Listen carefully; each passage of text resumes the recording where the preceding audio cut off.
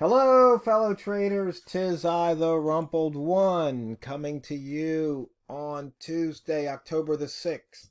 The year's 2020. Let's talk trading. Focus as a function of lot size. But before we get into the video, I just want you to know that this video is for educational purposes only. Your results may differ from mine. And I have Walmall on the line. How you doing today, Walmall? I'm doing pretty good. Hopefully, it's been for me. It's been a very good day, and hopefully for others, it's been a good day as well. Right. Now, we want to talk about focus as a function of lot size because the other day we had a conversation. I said, when you're trading a dime a pip, it doesn't really matter. But if you're trading $100 a pip, you're like really focused. And I think you agreed. Oh, yeah, absolutely. At least for me, anyway, when I sit there and I see, if I was doing something crazy nuts and like trading 10 lots, or something like that, which I don't do, but if I was, I saw that thing move one pip. What does that mean? It means that thing went and moved $100 on one pip. Nice if it's going in your direction, not so nice if it's going against you. But what I can tell you is that when you are trading, at a higher level, a larger number of lots, you are going to be a whole lot more focused than not.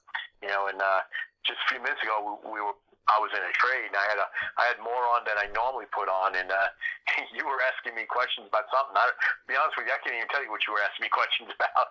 But what I can tell you is that I noticed that when you would ask me a question, it was a good 30 seconds, 40 seconds before I replied to you. Well, that's because you were focused on your trade. That's exactly right. I was so focused on the trade that I was just glued to the screen. Now, if I was trading, a penny a pip or a dime a pip, I probably wouldn't be nearly as focused, because that's where I'm at as a trader at this point, But I also know that going back a ways, when I was trading a penny or a dime a pip, you know what? I was laser focused like that because at that point in time, that's where I was at, and I developed to the point where I can now go and trade higher in it, but at that higher level, I'm zeroed in on everything that thing is moving. Yeah, because it's real easy to I guess breed bad habits when you're trading, a penny a pip or a dime a pip. And you're thinking, oh, well, when I'm trading $10 a pip, I'm going to do something different. When the reality check is it's not, because, we always talk about the risk management side of things. And, you shouldn't lose more on any particular trade than you're willing to lose. So it doesn't matter. Exactly, yeah. Yeah, you're exactly right. And it's funny because, I found myself doing that exact same thing that you're saying. And it's like, man, we were messing around with a new method today, and I was trading it down at like, a penny or a dime a pip, and I made a couple of mistakes because I'm trying to go and learn how to do something, and I'm like, I wouldn't make that mistake when I have a lot of money on the line. Well, here's the thing: if I develop a habit of doing it, I will make that mistake with a lot of money on the line. So I think my point to saying all this is that yes, you get laser focused when you got higher lot sizes on the table, but why aren't we more laser focused even when we have smaller on there? It's still money. It's sort of like, it may only be, a dime a pip, but it's still a dime a pip. Well, I think what we need to do is even when we're trying to figure things out, when we're learning mechanics, when we're trying to do all those different things, we have to put ourselves in the mindset that we're trading pips, and trading pips at the end of the day is going to be money, and we need to be focused in on that. And maybe that will keep us clear of making silly mistakes because, it's that old adage, I think, they say, I don't remember the actual numbers, but something like if you do something 7 times in a row, it becomes a habit, but it then takes you 21 times in a row to undo the habit. Well, I think they've said it's gone anywhere from 21 to 30 something on habits, because for some reason over, I guess, the past decade or it seems like the whole idea of habits and morning routines is kind of come into fashion. So I guess there's been a lot of research on it. But see, what I'm thinking is they also talk about that habits really, and the routines aren't as important as the environment. So when you think about what's the trading environment, well, if you're only trading a dime a pip, that and you're not going to take that seriously, then you're not in the right environment. Now, if $1 a pip or $5 a pip, if you're going to take that seriously, that's what you need to do, because then you will be focused. Because you don't because we talked about choice the other day, in a conversation, and you were saying, well, if you can reverse out, then it's not really a choice. I said, no, it's actually two choices, because you chose to go in, and now you're choosing to go out. Right. Exactly right. And unless it's some type of external force that hits you, that forces you into maybe not even making the decision just because it just takes you out, you're exactly right, especially in trading. If I go into a trade and I make a bad decision getting into a trade, I've made the decision to get into that trade. Now I've got to make another decision. Do I make the decision to stay? Do I make the decision to see what the market does? Or do I make the decision to just get out, and all those are valid decisions or valid options. Maybe not valid decisions, but valid options. But you need to go and make those decisions, and that's the thing, Now, what's going to go and cause you to make better decisions? Some people say that they make better decisions when there's no pressure on them. Other people say they make better decisions when there's lots of pressure on. I personally know that I'm one of these guys, when I was going through school, studying, when did I do my papers? I did my papers the day before. Why? It just seemed like for me, it was like I did better that way, Now, I may have done all the research ahead of time, but with the actual writing of the paper, I wrote the paper the night before. But when there was some pressure to get it done, I had another friend, on the other hand, if he, it was any pressure on him at all, he just did poorly. He had to go and put a timeline out there, and he was going to have X done on this date, and Y done on this date, and Z done on this date, and that's what worked better for him. And I think that comes down to who we are as people and who we are as traders, and we need to go and find our place in all of that. Yeah, because I can remember in college, when I was in computer science, there was this guy, a friend, his name was Roger, and he was about, I don't know, 4 or 5 years older than me. And, he had a real job. So he was one of those guys that was coming back to school to get his degree. But we would get the assignment on Tuesday, and we would have, a week from that following Thursday to get it in. Well, he was done. He would be turning his in on the first Thursday instead of the second Thursday. And it was like, and there was a few guys in the class that were, I would call them, I was like, these guys are like real men, adults in the world. I'm still a college kid. And it's like, this isn't fair, but it's like, no, this is the real world. This is who you have to compete against. So it made me really tough.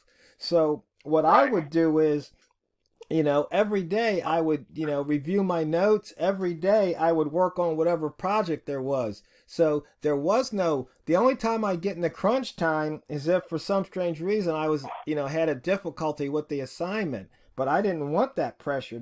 That's what it taught me when I went to work and I had 8 hours a day to do nothing but code, and they paid me. It was like, man, this is great. This is fun. Yeah, but back to trading, the thing of it is that, we sit here and we look at charts and we try and figure out methods, but a lot of times we can be distracted, with email or text messages. It's funny because sometimes when we're talking, we get off subject, we'll talk about politics or something, but then something comes up. Hey, it's the top of the hour. Hey, it's hitting this number. Hey, it's hitting that number. It's like right now it's at the 75, psychological numbers. Like, wow, I missed those 2 trades back there at 80. I could add a couple of shorts and picked up 5 pips. But, we were busy on the video or setting up. Yeah. Yeah, and I think that's important because, I find a lot of times that my trading, I find myself scattered sometimes in my trading, and what happens is my outcome is a lot of times scattered as well, and so what is it going to go and cause you to be more focused in. I know you named this, lot size, because that's certainly a way to go and lock you in. When there's real money on the line, that's going to lock you in. But are there other external things going on that are causing you to maybe not be as focused in? We have to go and look at all those different things. But yeah, money, that for most of us anyway, that's going to lock you in. It's sort of like, I'm trading for a living here. I've got to make X number of dollars, or else I don't make the mortgage. And if I don't make the mortgage, it means me and my wife have to find a new place to live where they're nice enough to go and let me live there for free. And that's probably not going to happen. Yeah, but the thing is, though, you have to find a lot size that you're comfortable with, yet you are focused. Right. Because if it's too little, it's like weights. If it's not heavy enough, you're not going to really get any benefit. And but if it's too heavy, you're going to struggle and you might hurt yourself. So I think it's the same way in trading here. Yeah, and I think what I've done anyway to help me with that struggle, because I went through that struggle. You know what I was trading, when I first started talking to you back in, January, February sometime, and what I'm trading now, and I've probably doubled or more than doubled my lot size since back then. But, what I did was I just went and started moving it up by a certain amount that made me comfortable, where it kind of stretched me a little bit. But at the same time, it didn't go and cause me to have like these panic attacks, because look at all that money that's on the line. Now, if I was trading what I'm trading now back in January, I'd probably be having a panic attack right about now. But I'm serious, because that's just the way it is, and so you have to go and find a way to do that. I know for me, I think it's the number that scares me more than anything else. So for me, what I do is I do something really strange. I'll go actually to demo and actually demo that new number for a couple hours just to go and see those numbers on the chart. So I'm used to seeing the numbers. Then once I've done that, then I actually go to the real money at that point. And that really laser focuses me in, but I'm not afraid of the number because I've seen the numbers. And at the same time, I'm being stretched and I'm being laser focused on what I'm doing. Right. If my trading plan says you get out at -3 or -7, I'm out at -3, -7. I'm just, I'm there. If my trading plan says, this is a place where I only take a pip because I had something show up on the chart that tells me to get out, I'm out. And I have to be disciplined that way, because if I'm not, I'm sitting there in a trade and I'm -10, -12, -15, -20. And meanwhile, I could have been out with a positive outcome or just with a small loss. You can't do that. Exactly. So, did you just go short at 80 or 70 something? Well, I went long at 69, and then I went short at 76, and so I'm still in my short, but I'm out of my long, obviously. Yeah, see, I knew you. See, fellow traders, boys and girls, and non-binary traders, I've created a monster over here, and he told you, he says he's about trading double the lot size. He's probably making what, 4 or 5 times the pips, because before you were 10, now you're making like 50 pips a day. Well, probably closer to 30 or 35, but... Yeah, but before you were making 10 or so. That's correct. Yeah, I've created a monster here. I tease them all the time. Yeah, but the thing is, and to be honest with you, it's, these methods that you've laid out, TRO, they work. Okay? Now, the only thing is, you got to go and put yourself in front of the screen, and you need to go and take those different methods that you've laid out and figure out how they work for you. Because you've put a construct or an idea out there. You didn't give a trading plan. You didn't go and create any of that stuff. Because the reality is, your trading plan doesn't work for me, and my trading plan probably wouldn't work for you. I got to go and take these things that you have observed, and now take those things and say, there's a place to make money now. I got to find my place in this.